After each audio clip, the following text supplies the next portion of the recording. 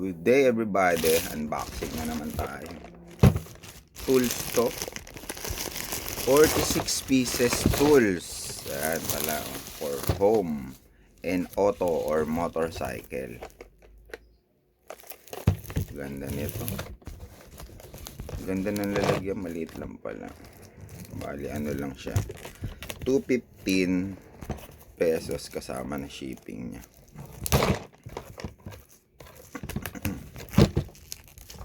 Ganda pala nito. Kompleto eh.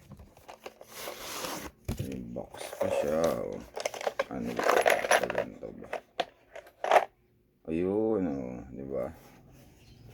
Kompleto, pwede na mag-change oil. Oh.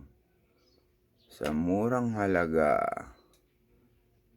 Eh kung magle-labor ka pa, eh di ikaw na lang gumawa, di ba? Kaya naman. Thanks for watching. Don't skip ads.